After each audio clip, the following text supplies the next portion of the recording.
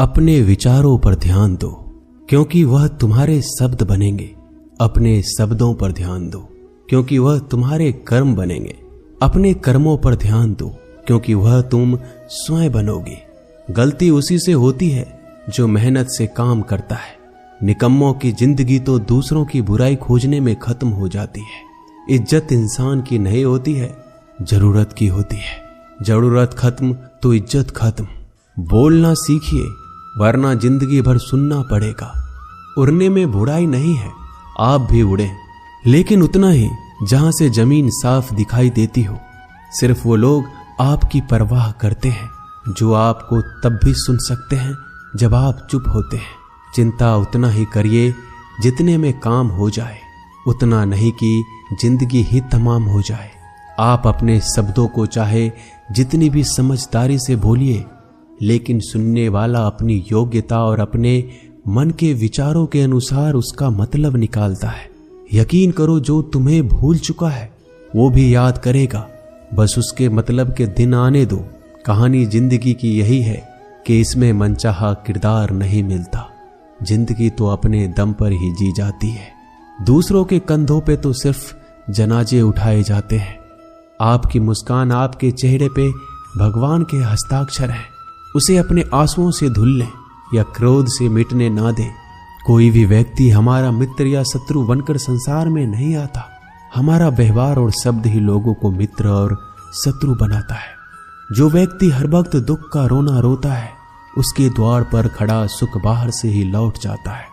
जिसके पास उम्मीद और आस है, वो जिंदगी के हर इम्तिहान में पास है। हर कोई अपना नहीं होता, और यही सच है।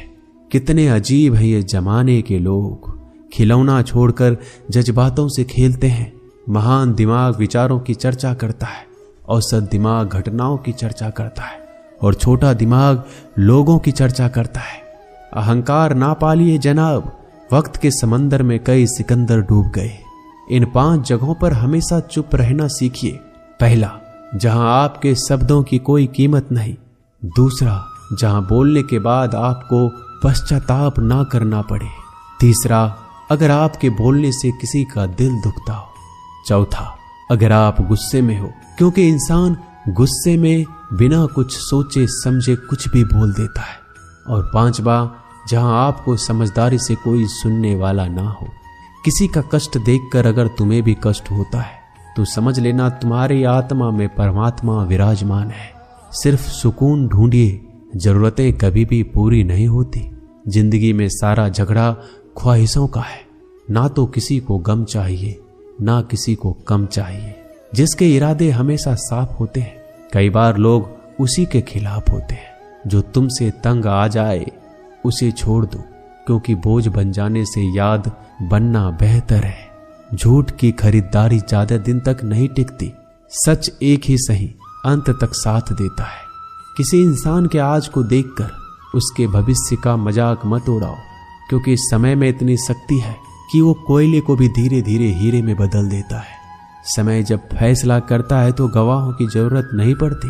इंसान का काम तमाम करने वाला शब्द है। कल करूंगा, ना तो अधिक बोलना अच्छा है, ना ही जरूरत से ज्यादा चुप रहना। जैसे बहुत अधिक वर्षा होना भी अच्छी बात नहीं है, और बहुत अधिक धूप भी अच्छी नहीं होती। विचार कीजिए, हमारा जन्म हमारी मर्जी से नहीं होता, ना हमारा मरण हमारी मर्जी से होता है। इस जन्म मरण के बीच में होने वाली सारी व्यवस्था हमारी मर्जी से कैसे हो सकती है।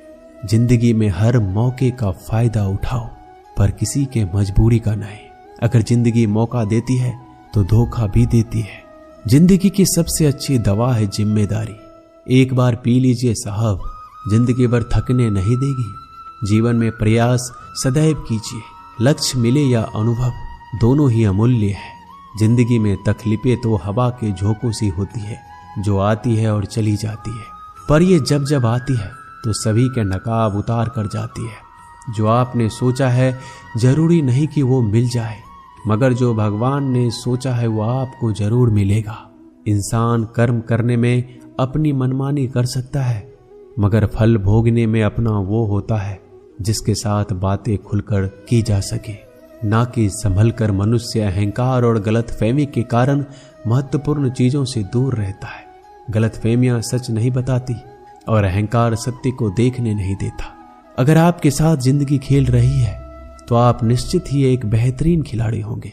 जिंदगी का काम है ठोकर मारना। बिखरना है या निखरना है ये तो आप पर निर्भर करता है।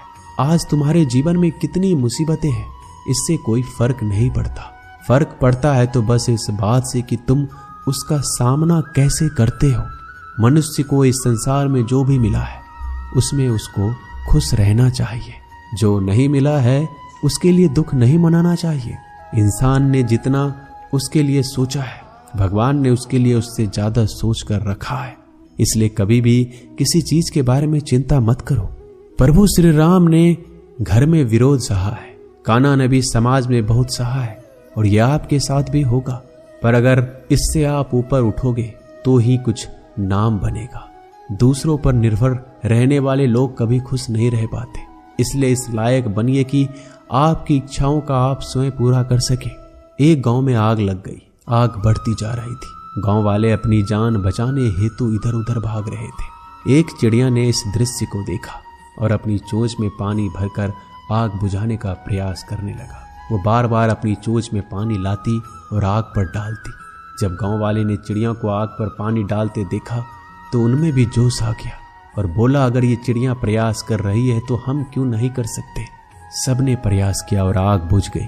ये सब एक कौवा देख रहा था। उसने चिड़िया से कहा कि तेरे पानी डालने से कुछ होना तो था नहीं, फिर ये क्यों कर रही थी। चिड़िया ने कहा, मेरे पानी डालने से कुछ हुआ या नहीं हुआ, लेकिन मुझे गर्व है कि जब इस आग की बात होगी तो मेरी गिनती आग बुझाने वालों में होगी, तेरी तरह तमाशा देखने वालों में नहीं। एक बार एक किसान अपने खेत में काम कर रहा था। खेत में काम करते करते किसान की घड़ी खो गई। कुछ साल पहले ये घड़ी किसान को उसके पिताजी ने दी थी, इसलिए वो घड़ी उस किसान के लिए बहुत कीमती थी। अब किसान सब काम छोड़कर घड़ी ढूंढने लगा, लेकिन बहुत देर होने के बाद भी वो घड़ी नहीं मिली।